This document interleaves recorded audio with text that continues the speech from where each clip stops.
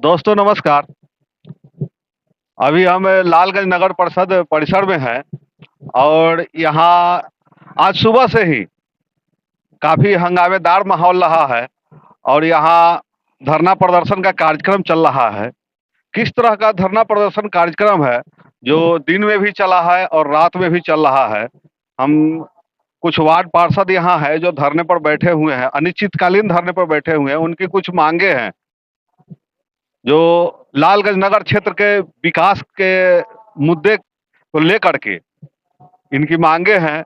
मांगे पूरी नहीं होती है तभी धरना प्रदर्शन के लिए लोग तैयार होते हैं। तो आगे हम जानना चाहेंगे वार्ड पार्षदों से कि आखिर रात में धरना प्रदर्शन पर क्यों बैठे हुए हैं। दिन में तो धरना प्रदर्शन पर ये लोग थे ही, लेकिन अभी रात में धरना प्रदर्शन पर बैठे हुए हैं।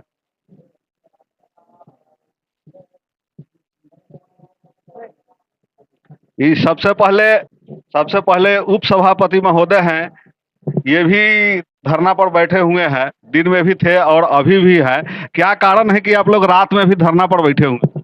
जी, आज नगर परिषद बोर्ड की बैठक की गई थी 7 महीना बाद। पिछली बैठक 27 फरवरी को आयोजित हुई थी, उसके 7 महीना बाद आज बैठक हुई। बैठक का क्या नियम है? बैठक मासिक होना है, महीना में एक बार बैठक होना है। बैठक में किस मुद्दे पर चर्चा होती है? विकास का मुद्दा हुआ, एक कार्यालय स्तर से विषय आता है और दूसरा होता है अपने चेयरमैन के स्तर से मुद्दा आता है। दोनों मिलाकर बैठक का विषय आता है, लेकिन इस बार बैठक में सिर्फ चेयरमैन साहब अपना मुद्दा को रखे हैं, कार्यालय स्तर का कोई मुद्दा आया नहीं है। तो लालगंज में तो कहीं से कुछ विकास दिख नहीं रहा है, तो आज आप लोग धरना पर बैठे हैं, कुछ आप लोग की मांगे होंगी ना? जी, वही विकास के लिए हम लोगों का मांग था।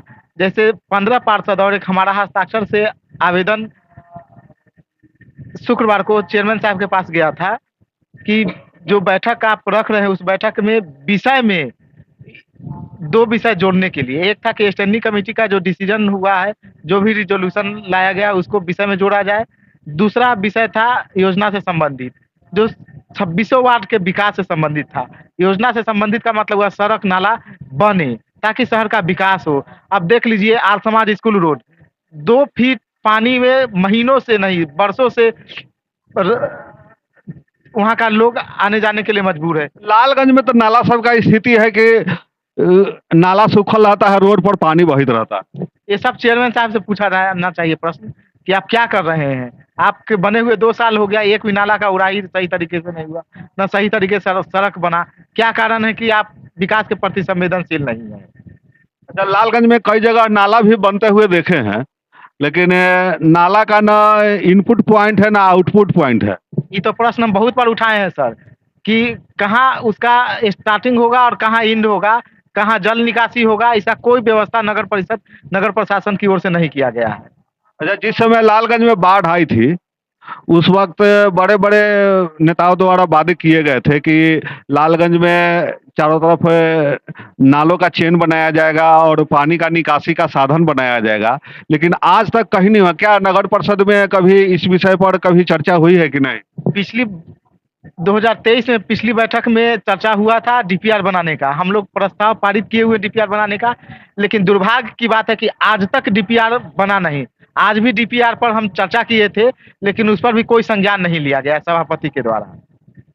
अच्छा, ये बताइए, दिन में आप लोग यहाँ धरना प्रदर्शन में बैठे हुए थे, रात में क्यों बैठे हुए हैं?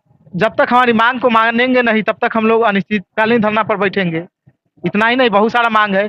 जैसे उनके द्वारा मोनोपोली किया गया है, गुदरी मार्केट, नगर पानी टंकी के पास मार्केट है सो, और भट्टी पोखर मार्केट, 3 मार्केट का बंदोबस्ती को जबरदस्ती रद्द करने का प्रस्ताव उनके द्वारा लाया गया, जिसका हमने विरोध किया। हमारा कहना था कि जो किराएदार रह रहा है, जो बंदोबस्तधारी रह रहा है, जो किराया दे रहा है, उसको आप बंदोबस्ती को क्यों रद्द कीजिएगा। इससे तो है कि आपका मोनोपोली है। तो चेयरमैन साहब का मंशा है पैसा उगाही करना, कि पूर्व के सभी बंदोबस्तधारियों को बंदोबस्ती रद्द करेंगे, नया स्तर से रखेंगे तो पैसा उगाही करेंगे। इसीलिए पुराने जो पैसा दे रहे हैं उसका भी बंदोबस्ती रद्द करने का प्रस्ताव उनके द्वारा लाया गया है, जिसका हमने विरोध किया है। जब बाजार में बहुत ऐसा जगह है जहाँ अवैध रूप से दुकानें लगाई जा रही है, क्या उसके लिए भी कोई प्रावधान आप लोग की तरफ से है क्या? जी, पूरे शहर का अतिक्रमण मुक्ति, जाम से मुक्ति कराने के लिए हाईकोर्ट में हम पीआईएल फाइल किए थे पिछले साल। हाईकोर्ट का ऑर्डर भी आया था। उस लाइट में नोटिस जारी हुआ, नोटिस हमको भी मिला, पैमाइश भी हुआ। नगर प्रशासन की ओर से सोनू कुमार राय कार्यपालक पदाधिकारी थे, उनके द्वारा नापी कराई गई शहर का। लेकिन उसके बाद उनका बदली हो गया, फिर मामला ठंडे बस्ते में चला गया।